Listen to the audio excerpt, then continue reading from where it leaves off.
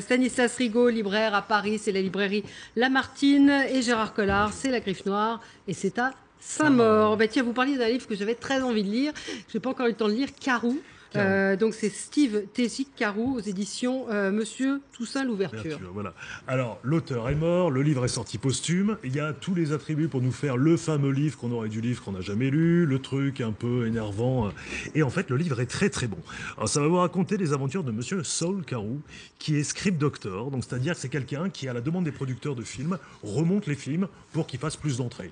C'est un scénariste, hein, il rescénarise, voilà. Il rescénarise et voilà. Il remet en place, il simplifie choses, souvent. Voilà. Et cet homme est arrivé à un tournant de sa vie, c'est-à-dire qu'il a la cinquantaine.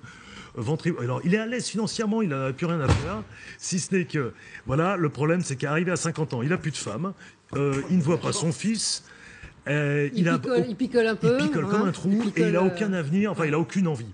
Et le roman commence dans une grande fête donnée à New York, où, le 26 décembre, où il découvre à sa grande stupeur qu'il n'est plus sous. C'est-à-dire que quoi qu'il boive, quoi qu'il ait rien à faire, impossible de devenir sous.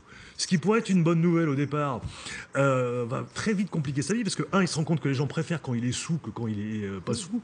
Et d'un autre côté, il pense que ça, c'est un très mauvais signe pour la suite des opérations, c'est-à-dire que c'est un signe avant-coureur que sa vie va dégénérer et il prend peur. Donc il se dit, c'est peut-être le moment de changer de vie, de m'amender.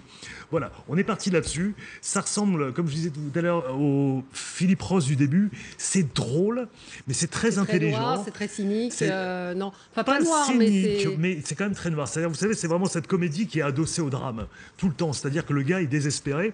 Je vous le conseille fortement. C'est hors norme. Alors, le gars en fera plus, hein, il est mort. Mais c'est vraiment... ça change beaucoup, c'est un grand bol d'air et la fin est brillante. Bon, ben j'ai très envie de le lire. J'avais lu la 4e de couverture et ça me plaisait bien. Gérard, qu'est-ce qui vous a plu ? Il est toujours vivant ? Oui, il n'est toujours pas lu.